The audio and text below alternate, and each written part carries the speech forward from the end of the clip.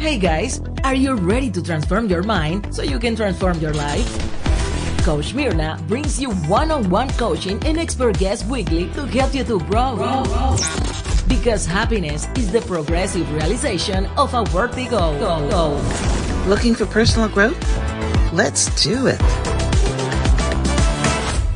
Welcome back to the Transform Your Mind and Transform Your Life radio, podcast, and television show. I'm your host, Life Coach Mirna Young, and sitting in the guest chair today is Evan Marquez, dating coach.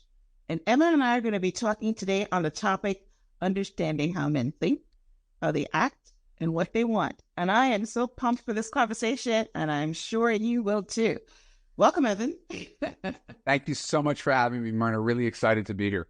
Yes, I'm excited to be here too. All right, so listen, let me give you guys a tantalizing introduction. Evan Marquez became the world's first dating coach in 2003, specializing in helping smart, successful women create lasting love. He's the author of 4 books. His Love You podcast has over 2 million downloads, and he has been featured in hundreds of media outlets, including Today, the New York Times, and the Wall Street Journal. Evan's coaching philosophy is based on the belief that successful relationships require a combination of emotional intelligence, self-awareness, and practicing skills. He teaches his clients to communicate effectively, set healthy boundaries, and navigate the ups and downs of dating with confidence. Now happily married for 15 years, Evan believes you can find love no matter where you live, how old you are, or how challenging your previous relationships were. And he has the results to prove it. Over 13,000 women have graduated from Love You, Evan's coaching program, and community for women who are tired of being alone, exhausted by dating, and ready for a truly equal partner. Wow. Well, if you guys are ready on the show, you know I've had lots of people on the show talk about dating and relationships, because the relationships are in crisis. You know, the men are looking for women, the women are looking for men, and even when they connect, they're unhappy, they're unhealthy relationships.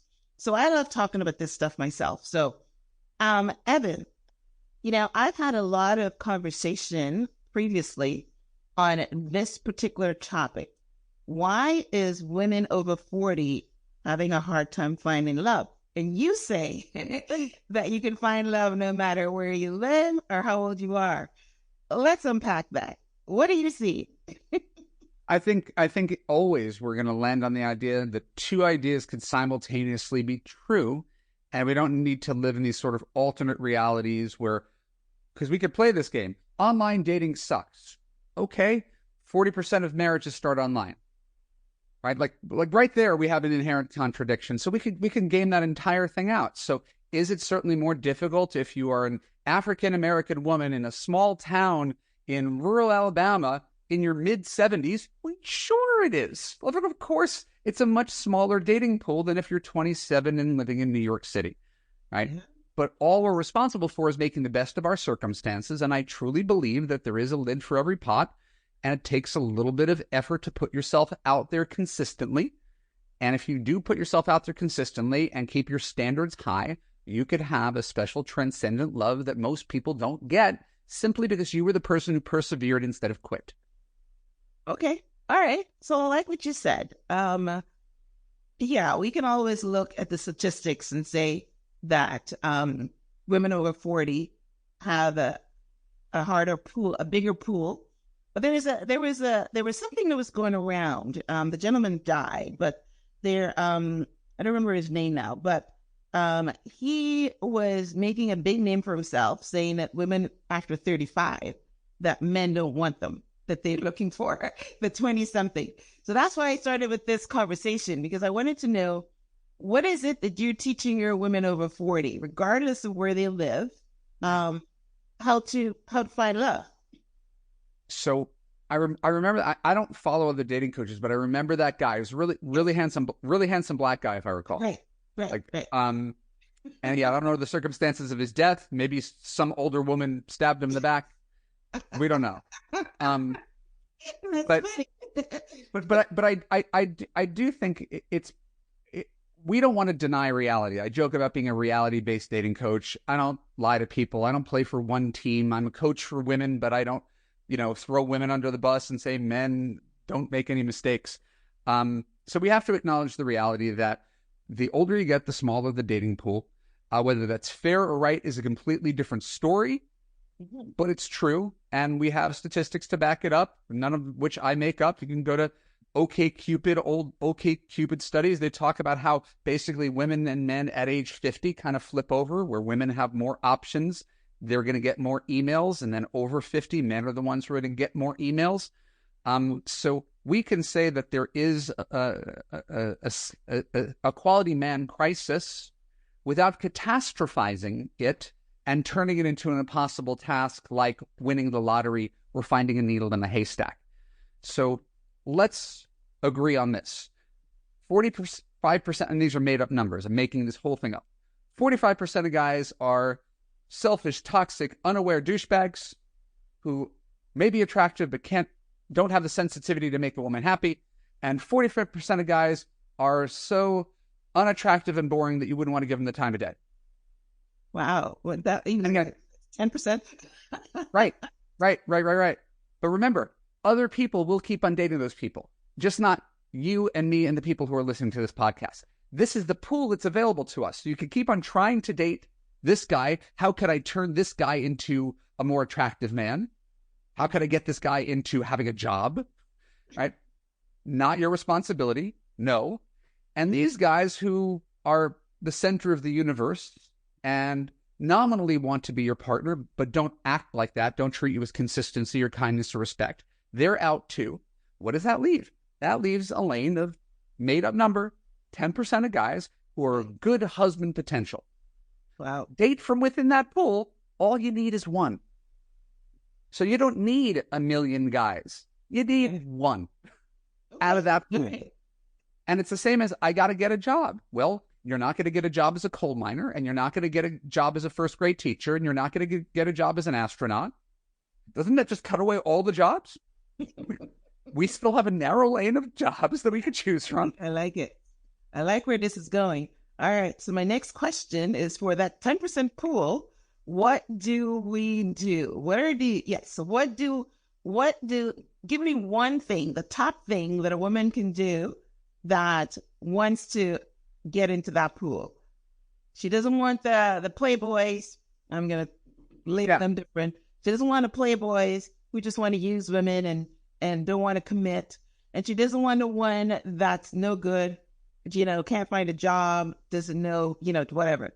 So she wants, which is basically what this person, I can't remember, by the end of the show, I might remember his name, but he's calling them high value men. That every woman wants a high value man, a man that's got that is true. Goes to the gym, right? But remember, yes, I'm a dating coach for smart, strong, successful women. Right? You could define that as you like, but they're generally ballpark, college educated, 6-figure earners, have their act together. I work with a certain type of upper middle class woman. My clients are all high value women, so I let them know, right? Maybe the opposite of what this deceased gentleman is saying. You are the CEO of your love life. Men are the interns applying for a job with you. Interview a lot of interns, and don't be afraid of holding the job open for a long period of time until you find a good one to fill the job. Love it. And it's okay if you don't fill the job for a couple of years. And if you have to interview 30 guys to get one guy to be in the corner office for the next 40 years, I'd say that was a worthwhile process. I like that. Right. So what you're finding, I'm still going to stick to this for a minute. Yeah. So what you're finding that these high value women, let's say they're over 40, they're still able to find high value men that want them, because that's basically what this conversation was, that you have no value after 35 because the high value men looking for 21s. So I'm going to I love it. I really appreciate you pushing me on this one. May I ask you a question that men generally are not allowed to ask? Okay. How old are you? Yeah, you thought you were older than me before, so I know I look good. In my 60s. Okay, great. Cool. And by the way, that just blew me away. So it goes without saying that you look wonderful. So the only place that this gentleman's lesson is genuinely applicable and can only be looked at as tough luck and tough love is for women in their late 30s, early 40s who want to have kids. Right? That's the only demographic that I can't find a great spin on it.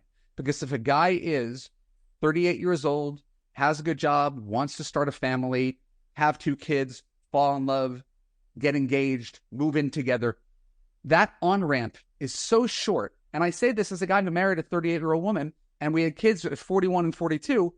We got it under the wire. Right. And a lot of men, high-value men, are going to be like, I don't want to have to put so much pressure on myself. I'm going to try to date women under 35 because I can. Mm-hmm. Right? Okay. But when you get to the other side of that, when you're past the I want to have my own biological kids, that doesn't matter as much anymore. Now I have a dating pool of men, right? Older men are going to like me more than I value them. Younger men are going to like me more than I value them. Guys my age are still going to try to attempt to date younger. But remember, this is a volume play. Mm-hmm. It almost doesn't matter because we're dealing with populations. Again, I'm not a scientist, but you know what overlapping bell curves look like, right? Right. You can say, and again, I know I'm being really dorky here, but I don't mind because, well, so are men taller than women? Right, this is stupid, but I'm using it as a point. Are men taller than women? Well, the average man is 5'9" to 5'10". The average woman is 5'4" to 5'5". Statistically, men are taller than women. Right. Can I show you a 5'11" woman next to a 5'6" man? Yes. Yes, I can. Does that disprove the idea that men are taller than women? No, it does not. There's always exceptions. Right. So that's what we're talking about. When we get caught up in this false binary thinking, mm-hmm. right? You know, all women under 35 are useless. All men who are divorced are commitment phobes. All guys who've got, you know, kids with multiple wives are, you know, obviously, you know, like we could tell a sweeping story and tell none of the nuance of the individual without making any defense of anybody. There's obviously going to be patterns. There's obviously going to be exceptions to rules. Yes. And because my clients are exceptional, I think they deserve to have an exceptional love story. And it might mean giving up something, because everybody makes trade-offs in relationships. It might be giving up something that you didn't think you'd give up because your needs are different at 50 than they were at 25. Right? I use my life story for whatever it's worth. I wanted to have kids, and I compromised and took a chance on an older woman. She's a good Catholic girl who took a chance on a Jewish guy. Like, yes. In someone else's world, those two ships pass in the night. We gave up something that we thought might be important, and here we are 17 years later. And I think there's a lot of marriages, if you talk to people, there's a lot of marriages who are like that. I wouldn't have chosen this person when I was 30, but at 50, they were the perfect fit for me. Right, yeah, because yes, all right. So that's great. So that was a great opening conversation. So if I were to put it in a bow, what you're saying it's true from what we said, in the beginning, that all women, regardless of where you live, how old you are, how challenging your previous relationships were, can find love. You just got to maybe change some of the things that you want and keep going at it. You need a better process. So I liken my work. I know I've done all these metaphors so far. I liken my work to being like a personal trainer at a gym. So it's not a question as to whether the gym works, whether diets have the capacity to work, whether science knows what it's doing, that if you eat leafy greens and fewer fried foods and boozes and sugars, watch your portions, chances are something good's going to happen. Right? Not a magic, not a miracle, not the same thing for everybody. But if you do those 5 things that I mentioned, you're probably going to lose some weight. So that's the way I look at my job. It's not whether, there's something wrong with you or I'm some sort of miracle worker. There's nothing wrong with you, right? And I'm not a miracle worker.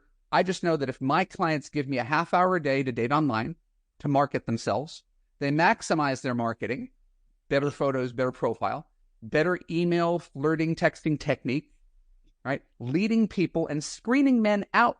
So you don't even have to go on a first date with a guy you don't like. Too many women are going out with men they don't like, and then they start to hate dating.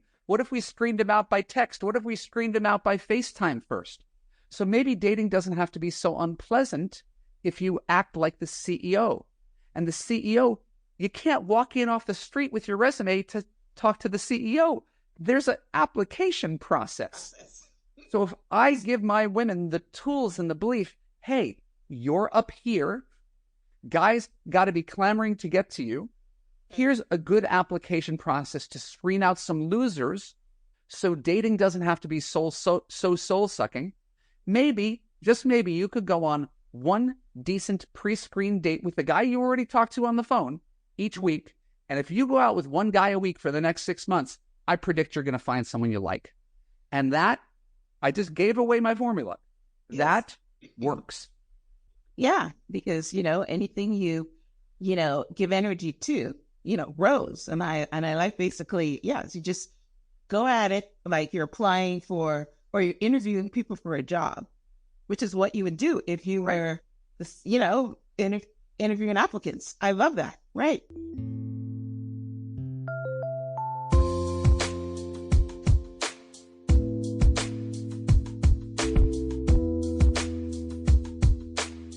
I've been a realtor for over 24 years, and it breaks my heart to see my clients get denied housing, whether they're trying to buy a home or trying to rent an apartment, due to poor credit. When your credit is less than ideal, your options become limited. You may face rejection when trying to purchase a home, and when renting, you may have to settle for a less than ideal apartment or pay a hefty deposit up front. Some people think that no credit is good, but it's not. No credit is the same as poor credit. So what's the solution? Build up your credit so you can become a homeowner, get that nice apartment, get a good rate on a vehicle, or even get your dream job. Yes, top employers check your credit. Kickoff simplifies credit building with plans that are the fastest, easiest way to safely jumpstart your credit, making what feels impossible possible, and no credit check required. Kickoff users with credit under 600 increased their credit by an average of 28 points in the first month. Kickoff has been praised by major finance, lifestyle, and tech publications as a smart way to build credit fast. Kickoffs have a 4.9 rating on the App Store and over 100,000 rave reviews. Build your credit fast with Kickoff, the best credit building plan to jumpstart your credit. Get your first month for $1. That's 80% off the normal price when you go to getkickoff.com/transform today. That's getkickoff.com/transform. Must sign up via getkickoff.com/transform to activate offer. Offer applies to new Kickoff customers first month only. Subject to approval. Average impact of 28-point increase in the first month based on Equifax Venture Score 3.0. Changes to Kickoff customers with starting credit below 600 who made their first on-time payment between January 2021 and March 2024. Payment and credit activity outside Kickoff can have an impact on your credit. Terms and conditions may apply. Offer subject to change. Individual results may vary. It's an interview. Some people have said that, I think I read it, or someone came on the show and said that it's not an interview process. But, well, you're right. It is an interview process. Well, we could look at it in multiple ways. Yes, there's an interview process, but that's silent and it's in your head. You don't want dating to feel like an interview, because when dating feels like an interview, it's no longer fun. Right. So that's another internal contradiction. Yes, technically, he's got 90 minutes to impress you on the first date, but you don't want to interrogate him. What are your intentions? Where do you see yourself in 5 years? Do you have a 401k? Do you have a good relationship with your mom and your ex? You don't want to grill some guy. So the interview process is more of a soft interview process based on your feelings. Date one, was there enough comfort, fun, and attraction to be willing to go on a second date? Because if you lack in comfort, can I be myself? Attraction, would I kiss him? Fun, would I ever want to do this again? If he's missing one of those three elements, there's no point in even going on a second date. I love it. I love it. I love it. Yes, this is deep. I love it. Ladies, are you hearing? Yes. Awesome. All right. So we spent a lot of time on that one because that is, a lot of what is going on out there. That's a demographic of the people that are going to be listening to this show. So I love what you say that you work with high quality women, strong, successful women that are searching for love. And a lot of those women are searching for love because, again, I keep going back to what this guy is saying, was that these highly successful women want highly successful men and they don't want them. So we're not going to touch on that again. We spent enough time on there. But what are some of the unique challenges that this demographic of women, Black and white, had? I mean, if we do stick with that, because when we're talking about success, we're talking about money. And when we're talking about money, we make everybody uncomfortable, right? But being uncomfortable and avoiding a topic doesn't get anybody anywhere. Right. So what I basically tell women is that they should be dating the way men do. Are you indeed equal to men? Then date like a man, right? At least Steve Harvey wrote that. Yes. I know. Let's think like a man. But think like a man, right? In general, we're saying, if we are saying you and I are indeed equal, and there's no one to disagree, right? We are equal capacity, equal value to the world. Okay. So if I'm a guy, and I'm making this up, it would be weird to talk about this. If I'm a guy who makes $500,000 a year, do I need to date a woman who makes $501,000 a year? No, why not? If I date someone who makes less, am I dating down? No. No. That's actually pretty good because if you're a person that I'm thinking now, I'm no dating coach, but I'm thinking that if let's see, I'm a woman and I make $500,000 a year, I would date and marry a guy that's making $100,000 a year once he fits those other things, because I'm not looking for someone to give me financial security because I already have it. Right. Correct. And that you just perfectly, right, articulated the thing that I have to very gently sell to people, right? Rupert Murdoch is not looking for another billionaire. He's looking for a blonde 30 years younger. Right? Because he doesn't need that. But women, when they're really successful, feel that they need, deserve, can only respect a guy who does more. And the problem is, if you're in the 98th percentile, you've made your dating pool 2%. And that's before we get to anything. Height, weight, age, education, income, religion, politics. We've already shrunk your dating pool to nothing. Right. And we know a bunch of those guys don't want to date the female version of themselves. Right. They want a first grade teacher, the nurturer who's going to stay home with the kids. They're not looking for it. Not that they're intimidated by her. That's not what they want. Right. So and this is the biggest dilemma. When you're a smart, strong, successful woman who wants to date a guy who's above you, taller, smarter, richer, funnier, all the things, A, it's a tiny pool of people. B, that guy doesn't always want you. And C, you've dated him before. How did it end? Bad. Right. Yes. Too busy, too much friction, too much ambition, too many ideas, too many opinions, right? Two type A people together don't always make for a great partnership.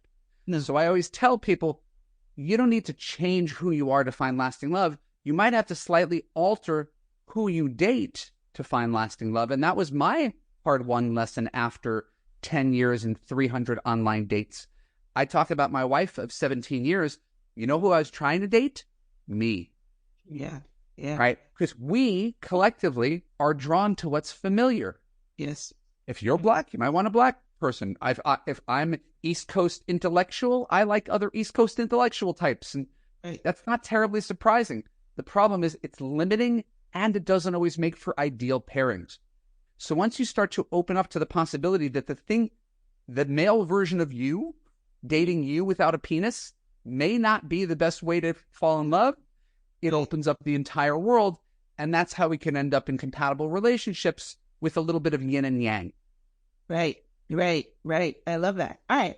So, I, years ago, I had done a profile on eHarmony, and they had all these different things, the things that you were talking about. So is that still appropriate? I mean, Do you find love checking off all those boxes, or are we going for things like chemistry and maybe, for instance, if I were to date a guy again, I'm looking for somebody that is in my personal development space, reads books, maybe likes to go to the gym, that kind of thing. I'm not checking those boxes. Or you still need to check those boxes? Well, you've put up different boxes, and I don't know that your different boxes are necessarily better boxes. Okay. So again, always want to be very gentle. I'm never going to tell you what you want is wrong or that. So like none of those things. Right. But I could hand you a guy who reads the same books that you do, Mm-hmm. and he could be a toxic narcissist on a self-help spiritual journey, who's just I can make up a guy who says all the right things and says he's atoned for his past and his years of cheating, and now he's in therapy, and he's still just a piece of shit who's in therapy. All right. Okay. Right. So I just want to give a counter narrative, and I could refer you to someone like my wife, and I always use my wife as my example in that she doesn't read those books. She doesn't go to therapy. She doesn't do the transformation. She's just the best person I know. She's cool and she's funny and she accepts me as I am, and we make each other laugh and we share the same values. And she doesn't do any of these things that I do in the transformational space. So this is what I mean. We could find exceptions and shoot down narratives. What we're looking for in general is not a list of, I like hiking, he likes hiking. I like horror movies, he likes horror movies. I go to bed before 10, he goes to bed before 10. We're looking for how someone makes you feel. Okay. And notice, we haven't talked about feelings at all in this podcast. We talked about money and hobbies and interests. And what determines whether relationships last for the rest of your life? How does he treat you? How does he make you feel? Yes. Well, that's really where I was going with the question. If we're going to be checking boxes or we're doing something else. So that's basically what there was a reason the question, but you're right. I switched the boxes around from, how tall is he? Is he Catholic? Does he go to church? Even though all those things are important, but and I switched the boxes around. But so if we were coming into it, let's put this in a box. We're coming into it. We are screening people. And do we screen them for the things that we're looking for? And then when we go on a date with them, we're looking for how they make us feel before we go on a second date. Is that the process these days? I think, first of all, whatever I'm saying is virtually nobody's process. That's why I have a job. I'll tell you what I do. Nobody does this. What do? We go on an app, which is an online dating site. We never even got to go back to eHarmony, but we go on an online dating site that used to have long written profiles and email exchanges. We've removed all of the depth from that. Now we have photos and little one-line sentences, and we text, hey, what's up? Great profile. Here's my number, want to meet. Right? Instant gratification, short attention span age. Right? And then we wonder, why does this process suck? And it's because there's no courtship. You and I are old enough to remember two people would meet. We talk for 15 minutes. I'd say, hey, could I buy you a drink? I'd write your number on a napkin an hour later, and I would call you the next day, and you would be my one big triumph of the week. This woman I met at this party who I had drinks with. That would be the big event for my week. Now I could sit in front of the TV, my legs up, eating dinner, swiping on 100 women and getting phone numbers without putting in any effort. So how much am I going to value any individual woman when I can get your phone number with my thumb? Wow. So the systems are broken, and it's become more and more shallow, more and more instant gratification. So there's the way I think things should go, and then there's the way things are, and those are two very different things. If I were rebuilding online dating, I would not build it with any dating apps. I would build it with longer written profiles, right? Yeah. I would build it to some degree the way it was built in the 90s and 2000s when I was doing it. Yeah. Because it forced people to slow down just a little bit and start a real conversation. But to your original point, what are we screening for? Not much of anything, which is challenging to most people. Because most people, what do? 6 feet tall, Christian, African American, right? Look at his job, look at the kid's situation. We're just looking at all the external stuff. Yes. And that's fine. And I don't judge. Oh, he's got to make this. He's got to be this tall. Look, how does he look? How does he look without a shirt? We do all the shallow stuff. And then we say that guy gets a pass. And if he flies above it, he gets a huge pass. If there's a hot guy with a good job, all the rules go out the window. You'll sleep with him on the first date. You'll commit to him even if he doesn't call you in weeks. And you'll say, how can I get this guy to fall for me? And suddenly you become the intern instead of the CEO. Yeah. Wow. And so we got to keep our CEO energy. Telling it like it is. Telling it like energy. We are attracting guys. We're seeing who wants the job bad. And we're experiencing them via email, text, phone, first date. And the lists go out the window.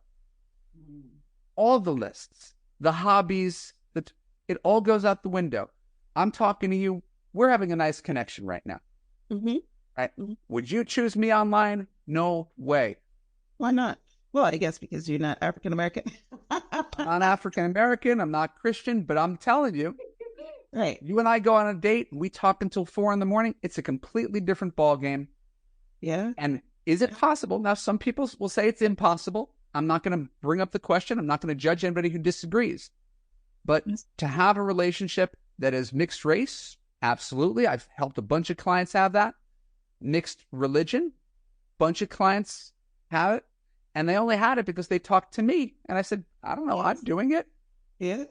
And again, if you're not worried about raising your kids, my stepmother, my wife's mother, is remarried, second time, first time. They were both Catholics, right? Irish Catholics. So that must mean that they're perfect for each other because they're both Irish and Catholic and college educated, but they were a horrible couple. Yeah. They got divorced. Guy she dated afterwards, he was like right-wing Navy. Next guy she dated was some hippie dude in the late 70s with like a long hair and a mustache, right? She still goes to church every single Sunday. He has never been with her. Wow. But it's fun. Happy. They've been together for 40 years now. Wow. But this is the point. Oh, that's what you're saying. One way to live life, but if you live it from a lens of tolerance, hey, yes, you do your thing, I do my thing, but when we come together, we're magic.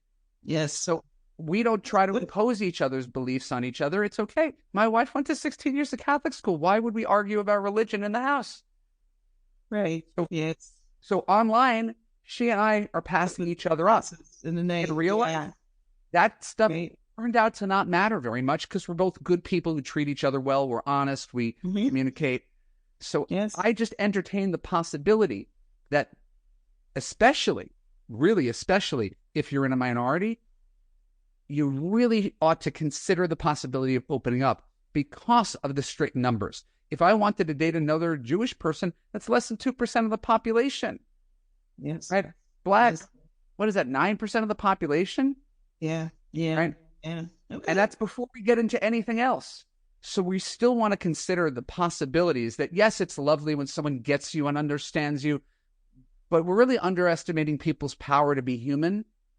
And the way my family has embraced my wife and her family has embraced me, that's just like one anecdote among millions of other people who've gotten outside of their own little bubble, even though I understand why that bubble is so important and finding someone with similar values is so important.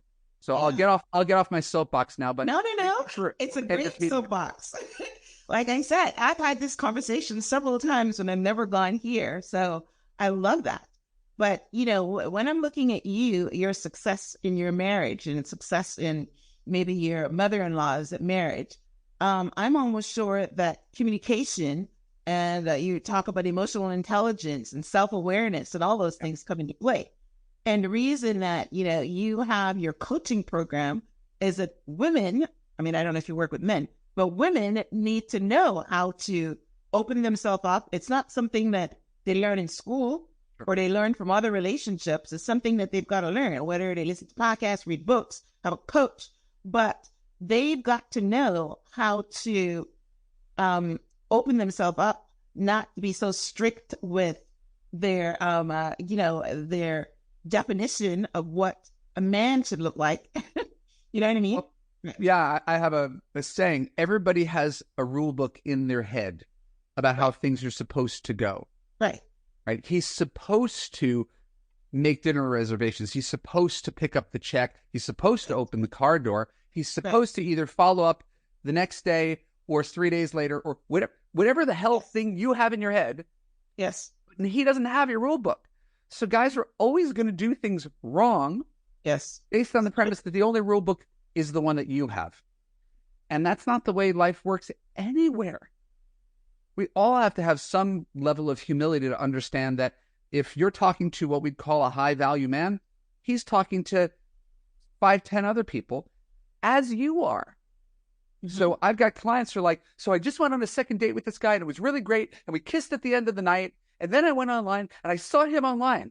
I was like, but you're online too. Like you're checking your messages too. Yeah. He could get angry at you, but I'm only on there looking at him. So we all have this sort of collective. That would hurt. I can just imagine that would hurt. Yes. If you allow it to, if you don't understand that, hey, you went out with the guy twice. He's not your boyfriend. He's not committed to you. He doesn't owe you anything. Mm-hmm. Yes. He's the CEO of his life. He's assessing his options. You should be doing the same. Yes. Right? And until this guy steps up to the plate over 5, 6 weeks, calls, follows up, plans, pays, calls, follows up, plans, pays. Until that guy escalates to become boyfriend worthy, you have no claim over him. I like it. Yes. You see how quickly I went there? Obviously, yeah, I went there. We had a good time, you know. He shouldn't be more into me. Right. But at the same time, I'm asking you to be interviewing multiple interns simultaneously, because just because a guy is great on a first date doesn't mean he is relationship oriented. Just because you're attracted to him doesn't mean he's in an emotionally healthy place right now. So there's the connection you feel, and then there's the effort. So most women focus on the connection. I really like this guy. How can I make him like me? Right. You can't. Right. What you can do is pay attention to how quickly does he follow up after the date to say, when can I see you again? His effort tells you far more than your connection. But people, they just want that connection. And then they'll forgive any lack of effort. Evan, I've been dating this guy for 4 months, but his profile's still up. Well, then what do you think is going to happen? How can I make him take it down?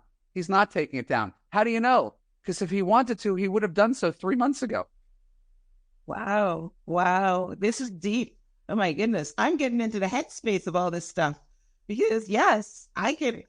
And especially if you really want something, because if you have a dating coach and you're online, you really want it. And I could just see how it bothers you. Oh, wow. This is good. So one of the questions I have here is, how can women avoid wasting time on the wrong men? So I think we've touched on a few a little bit, where how often does he follow up? You know, how does he make you feel? Maybe the feeling part is not it. So how do you know he's the wrong man? It's probably a better question. We'll go back to the feelings piece, because you did a really good job consolidating and synthesizing all that information. It's a lot. We want to see in the first 4 to 6 weeks some sense of escalation. If he's just texting you every other day and seeing you once a week and trying to hook up, but there's no pretense that he wants anything more than that, it's probably a dead-end relationship. That might be all he wants, is a once-a-week person. He's not looking for a girlfriend or a wife. And so pay attention to his behavior and his escalation. If he never talks about a future, what does that tell you? He probably doesn't want to talk about a future. He just wants to stay here in the present. You're good for right now. All right. So pay attention to the escalation. If he's not escalating beyond once a week, he should be calling you every day. He should be seeing you 2 or 3 times a week. We all know the difference between the guy I'm casually seeing and the man who wants to be my boyfriend. Mm-hmm. But when you really like him, you kind of hold on to that first one for a long time. Right. And I'm saying, cut that guy loose if he hasn't escalated sometime in the first couple months. You don't see a guy casually for 6 months. It's not really a thing. You've just got yourself a situationship. Right. But you allowed that to happen, and you allowed yourself to catch feelings for a guy who never wanted to commit to you. And how did you know? because he never committed to you. So that's one way. The other way is to pay attention to your feelings. And the main feeling is anxiety. Does this relationship make me anxious, or does this relationship make me feel calm? Calm was the distinct feeling I had when I was dating my wife, and it was so unfamiliar to me. Right? Because we overvalue people who keep us guessing. It's like a slot machine. Right? Is he going to call? I hope he calls. He texted. Guys, he texted. What did he say? Oh, I don't like what he texted. And it's this dance, it's this game, and it keeps you on your toes, but it's not a pleasant feeling. Right? No, it's not. Love really is safe. And it's one of the things most people don't associate with it. It's the safest thing in the world. Right? It's like, ideally, it's like being loved by your mother. And people say, ew. No, that's exactly what it is. It's like family. Yeah. I never have to worry for 1 second about whether my wife is leaving me, or whether she's going to text me back, or whether I'm going to say something that's going to make her run out of the house. That's not on the table. It is secure as the floor underneath our feet. And that's not me bragging about myself. That's me telling you that's what love should feel like. Like, yes. If it does not feel safe, why are you still there? For some emotional roller coaster? Yeah. God, get off the roller coaster. We want a guy who does what he says what he means, follows through, is as good as his word. And if he's not, doesn't matter if he's cute, doesn't matter if he's rich, doesn't matter if he's smart, doesn't matter if he's funny, doesn't matter if he's great in bed. He's not a great partner. That's what we're looking for, is a great partner. Partner. Yes, this is good. This is good stuff. I love it. Now, our conversation today was supposed to be, what do understanding men, how they think, how they act, and what they want. So we talked about the women for most of this conversation. Let's talk about the men now. Okay. What are they looking for? How do they think? And what do they want? One of the things that is rarely talked about, which is why I think it has value. Hopefully we've talked about a few kind of taboo-ish topics so far today, right? We talked about money. We talked about the scarcity for women in their late 30s. One of the things that's rarely talked about, and men don't even figure out themselves, is how much they need to be accepted. My dating story, and again, I insert myself into this because it's just an easy entry point. I went out with lots of people when I was single, 25 to 35, looking for love, wanting to start a family. I met a lot of women. I fell in love. I was dumped by everybody that I ever loved, which is not to say anything negative about them, but that's the way it works. The people you love the most don't want you. The people who want you, you don't want. That's just that's the nature of dating. There's nothing unusual about that. But I discovered I would keep on falling for really impressive, high-value women, the doctors and the lawyers and the brainiacs who knew cool independent bands and would hand me books to read, and they were just really impressive. And I love women with big brains. And all of them would say, Evan, I love you, but you need to change this and this and this and this and this. Yeah. I was a project. Yes. I love you, but. I don't know if you're a parent, but would you ever say that to a kid? I love you, but. Yeah. But that's the way women treat their men all too often, as projects to tinker with. If we only dressed you up a little nicer, if we only got you a better job, if we only got you to quit drinking, if we only got you away from those negative influence friends, if we only... Not your project. If you don't like what he is as a finished project, go find someone else. But you can't be with a guy and constantly tell him what's wrong with him. So if I'm telling women one sentence that will transform your life about understanding how men think, whether you agree or disagree, men want to be accepted, appreciated, and admired. And if you don't, you got to pretend or move on. You shouldn't be with him. If you can't accept, appreciate, and admire with him, get a different guy. Okay. No, I'm not telling anybody to pretend. So, Okay. because notice that was your first reaction. So wait, I'm with a guy who I don't. So should I just act? No, it just means he's not your man, and you'll spend your whole life being dissatisfied with him, and he'll spend his whole life with a woman who he's trying his best to please and is never happy. Is that happy? That's true. And that sucks, because whatever he's doing, whatever poor job he's doing the best he can. Yeah. And that's the male story, is I'm doing the best I can. how come it's never enough? Yes. So there's a disconnect. But that's usually we're allowed to say. Yes. We're allowed to say there's a lot of guys do better. And that's where I came up with this 90% thing. You're right. Most guys fall short. Great. Next, fire him. Don't keep him around and complain about him. Fire him. Better to be alone and looking than to be with a guy that you're like, God, do I have to train this guy up? No, you don't. You need to keep your standards high enough, right, that a good guy could jump it, and low enough that you're not alone for the rest of your life because you set your standards impossibly high. Right. Yes. Yes. I'm no better than any other guy, but one of the things that I really appreciate about my wife is that maybe because she wasn't an East Coast liberal intellectual self-help person, she wasn't constantly criticizing me and telling me how much I sucked. She just really seemed to be appreciative of what I brought to the table. Yes. Yes. When you have a partner who's appreciative, it makes you work twice as hard for them. Yes. Yes. This is true. This is true. This is true. Yes. Yeah. A lot of women, especially those high value women, are always trying to, I'll give you a personal little story here. One of my husbands, I've had a few, after we got married, we were already married. And I said, you're walking around looking like you're homeless. Can't you dress better? And you know what his response was? This is what you bought. You can't send it back. I'm getting divorced. Yeah, and again, I'm not going to take sides in it because remember, two things could be true simultaneously. He could be dressing like a bum. Indeed, the criticism is valid. And B, I didn't hire you as my project manager to tell me what I could do better. Right. Yes. So those are both true. Because if we flip this whole thing around, Myrna, it'd be great if you dropped a couple pounds. Right. I mean, I'd be really attracted to you if you're 15, right? Mostly around the middle, but wherever would be fine.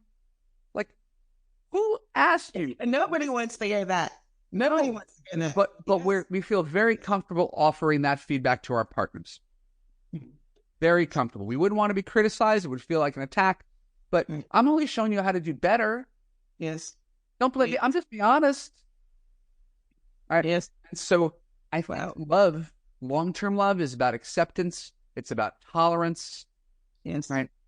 It's about compromise. All this boring grandparent stuff that anybody who's been together for 40 years could tell you. And we sometimes forget that. We're in a society where, because we have so many choices, we dissect everybody. And to be very clear, I dissected my wife like a lab rat. I had no idea. I did all the things that I'm telling you that you're doing. I did the same stuff, which is why I could say with authority, oh, I want to be with a woman who's just like my wife, but 5 years younger. I want to be with a woman who's just like my wife, but also does self-help. I did the same thing. And eventually I realized just how to shut the fuck up and accept the fact that I had one amazing person who loved me. Right. And hold on really tight, not screw it up. Yes. Well, after I came out over that marriage, I learned something: acceptance. I've learned that myself, to accept people for who they are. So that was one of my things that I take into my relationships: accept them, which is why I actually, if you accept me, pretend, or you just accept them.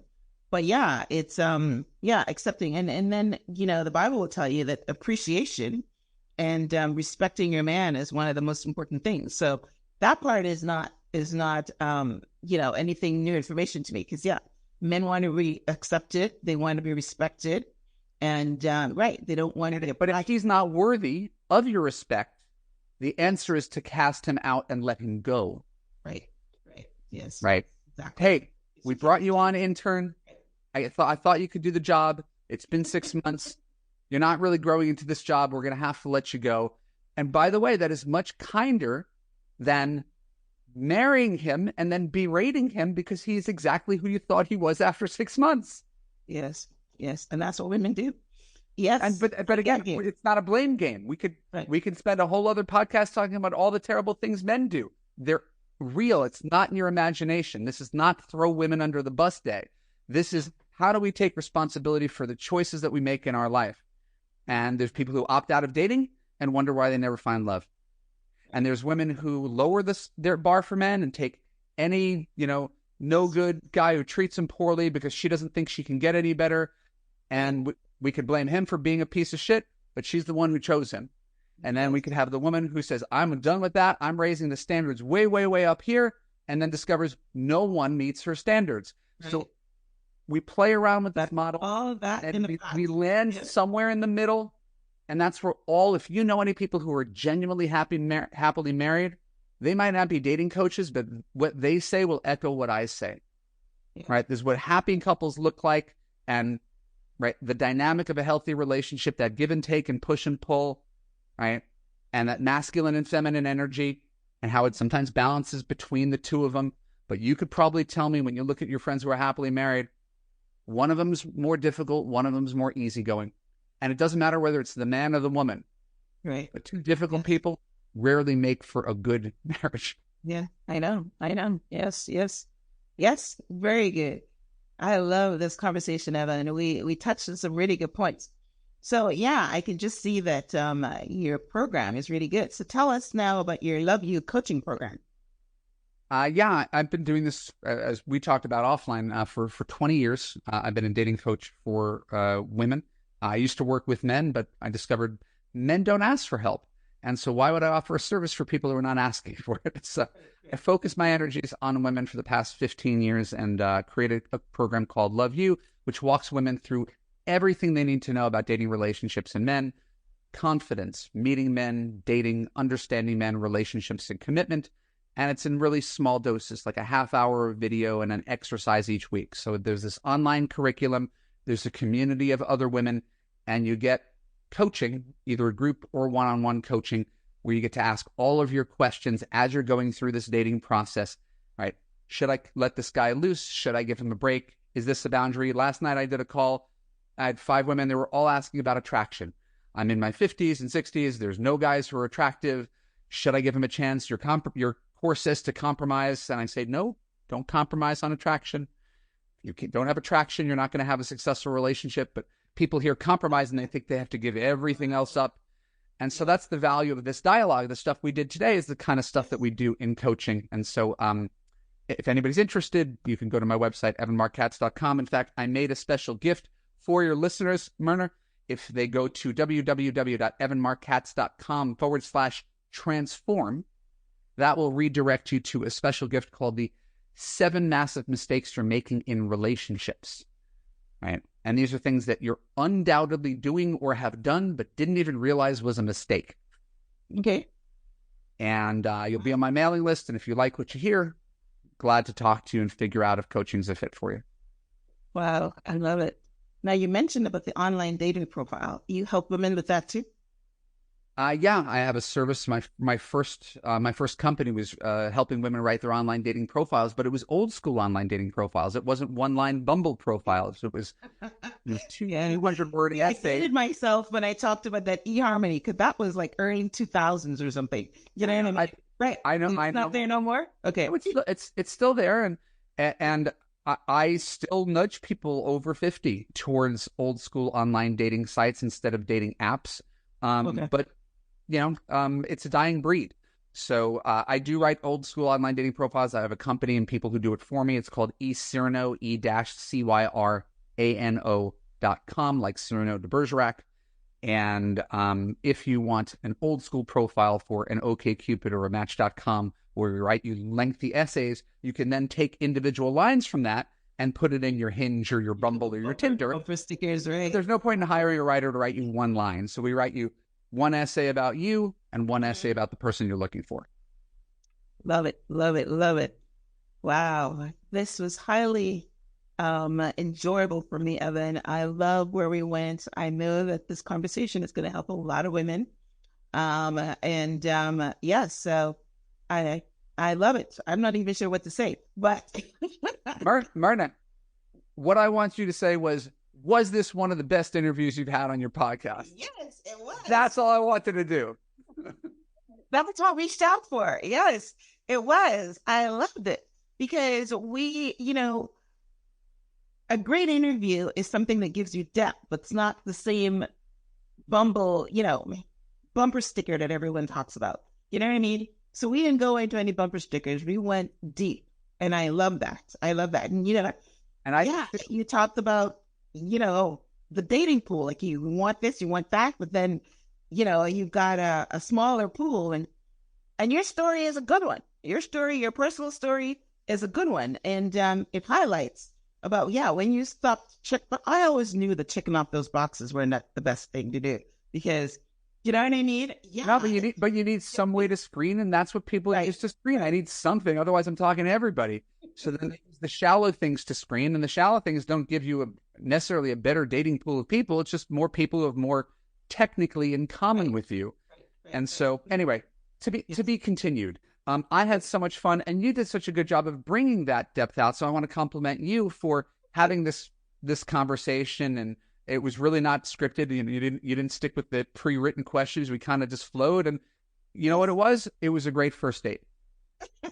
Yeah, it was.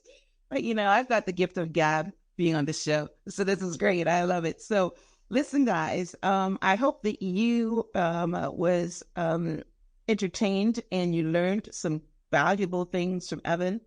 Definitely go check out, he gives this information all the time in his own podcast. He's got his own podcast.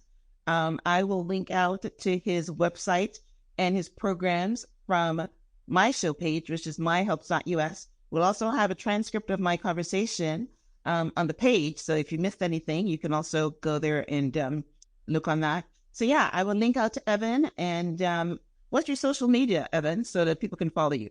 I'm Real Evan Mark Katz on Instagram, and Real Evan Mark Katz on TikTok. I'm Evan Mark Katz fan on Facebook. Okay. And my podcast, which is found on Spotify and Apple, is called the Love You Podcast. Love You Podcast, right. Listen, I'm definitely going to start listening to that. Well, I love this. You did a great job. We didn't even talk about you today. I don't know anything about your current relationship status or whether you need support. But usually when I talk to single women, the conversation very quickly becomes about them. You kind of stay focused on everybody else. Right. Yeah. Well, I'm married.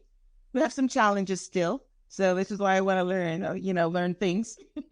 Right. And so, but yeah. Yes. I didn't do a very good job picking. So we still got that.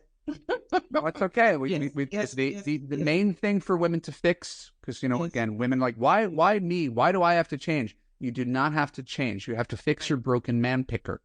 If you choose wisely at the beginning, you'll have a good relationship 20 years from now. If you choose poorly at the beginning, you're going to go way, way, way off course. So we want to get those first 6 weeks right, because those may determine the rest of your life. And a lot of people don't have a great track record with that.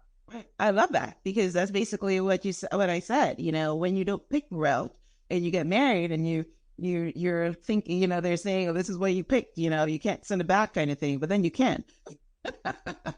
Right. Well, I mean, excellent. Yes, I love this. So, all right, guys, well, listen, thank you for tuning in to this week's episode of Transform Your Mind so you can transform your life.